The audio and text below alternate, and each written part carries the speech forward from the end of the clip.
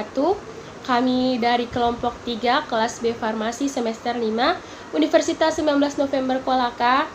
Pada video ini akan memaparkan materi tentang farmakoepidemiologi dan masalah yang berkaitan dengan farmakoepidemiologi.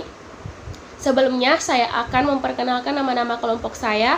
Yang pertama Ratna dengan NIM 192521605.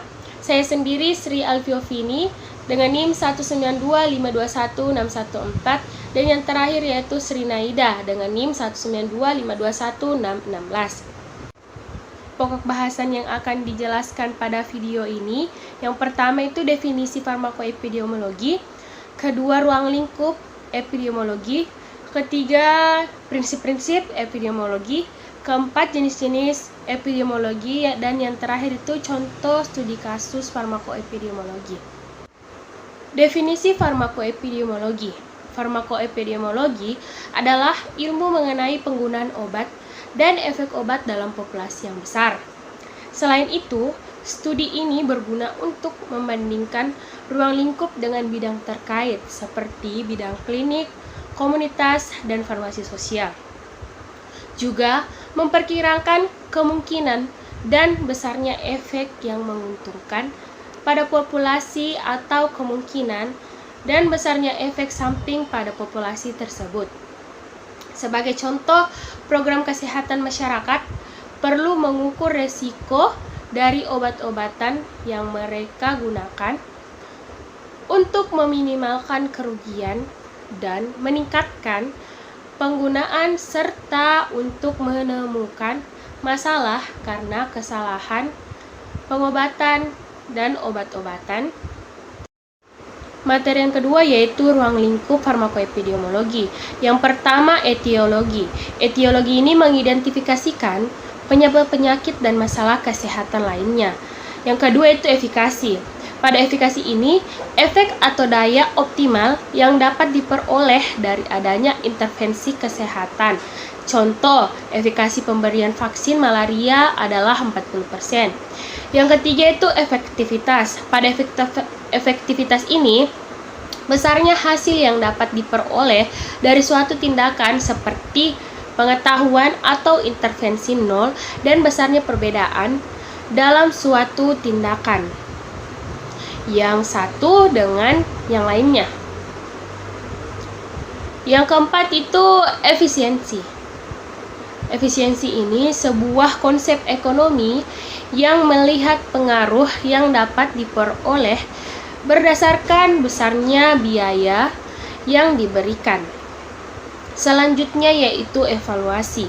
Evaluasi ini berisi penilaian secara keseluruhan keberhasilan suatu pengobatan atau program kesehatan masyarakat. Yang terakhir yaitu edukasi. Edukasi ini berisi tentang intervensi berupa peningkatan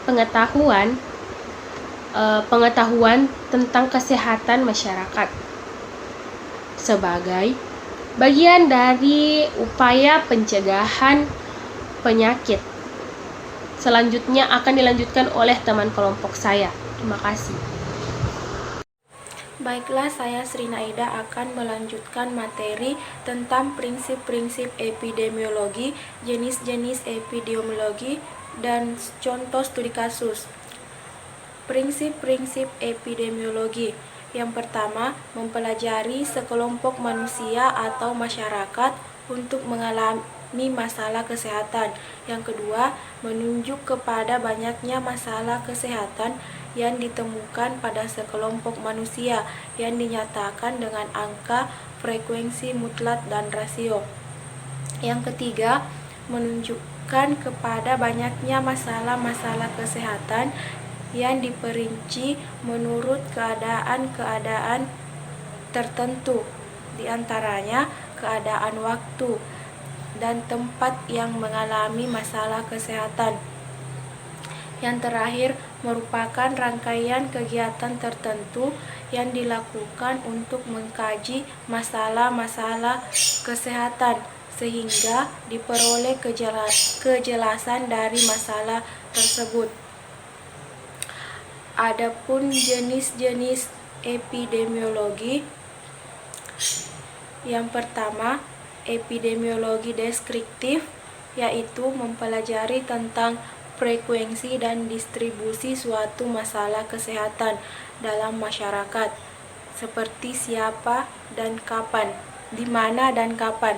Epidemiologi analitis, yaitu upaya epidemiologi untuk menganalisis faktor-faktor determinan masalah suatu kesehatan.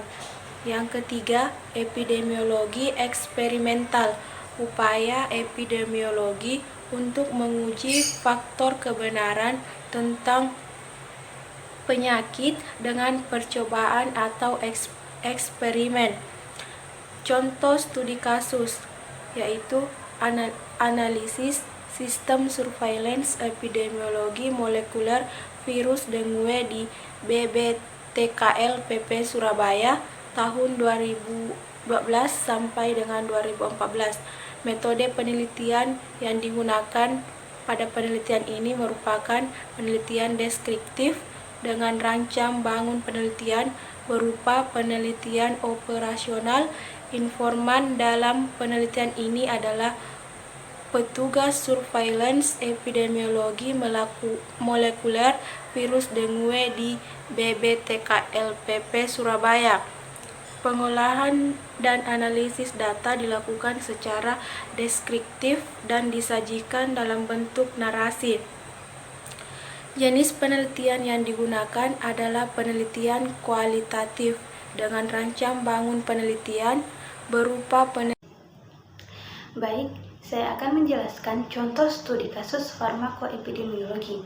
Nah, studi kasus yang kami ambil yaitu analisis sistem surveillance epidemiologi molekuler virus dengue di Balai Besar Teknik Kesehatan Lingkungan dan Pengendalian Penyakit Surabaya tahun 2012 sampai dengan tahun 2014. Adapun permasalahan dalam kasus ini yaitu yang pertama, kurangnya kesiapan sumber daya manusia dalam pengambilan spesimen. Yang kedua, kelengkapan data pendukung atau faktor risiko perilaku responden masih rendah. Ketiga, tidak dapat diketahui hubungan epidemiologis antara status infeksi, serotipe dan genotip dengan faktor risiko perilaku responden. Yang keempat yaitu informasi yang dihasilkan dari surveillance epidemiologi molekuler virus dengue belum dapat digunakan sebagai referensi dalam pengambilan keputusan terkait penentuan daerah berisiko dan populasi berisiko, penentuan kriteria diagnosis, serta faktor risiko perilaku yang berpengaruh terhadap kejadian demam berdarah dengue. Adapun penentuan prioritas masalah dalam studi kasus ini yaitu USG dilakukan bersama dengan 4 orang petugas surveillance epidemiologi molekuler virus dengue di bidang Balai Besar Teknik Kesehatan Lingkungan dan Pengendalian Penyakit Surabaya untuk menentukan prioritas masalah tersebut. Alternatif solusi dari permasalahan tersebut adalah melalui integrasi manajemen data. Integrasi manajemen data surveillance dapat didefinisikan sebagai kegiatan penggabungan proses pengumpulan data, pengolahan data, analisis data, dan diseminasi informasi surveillance menjadi satu kesatuan yang utuh. Gagasan pelaksanaan integrasi manajemen data surveillance telah dilakukan oleh Center for Disease Control and Prevention or CDC sejak tahun 1900-an. Integrasi manajemen data surveillance memberikan beberapa manfaat. Di antaranya, memungkinkan surveillance dapat saling terhubung sehingga duplikasi data dapat diminimalisir dan memungkinkan penggunaan informasi secara bersama. Selain itu, melalui integrasi manajemen data surveillance, pelaporan dan analisis data dapat ditingkatkan sehingga permasalahan ketersediaan data akan dapat diatasi. Pelaksanaan integritas manajemen data surveillance dapat disajikan sebagai upaya untuk meningkatkan efisiensi dan efektivitas surveillance. Baiklah, itulah tadi penjelasan dari kelompok kami. Lebih dan kurangnya mohon dimaafkan. Wabillahi taufiq wal hidayah. Wassalamualaikum warahmatullahi wabarakatuh.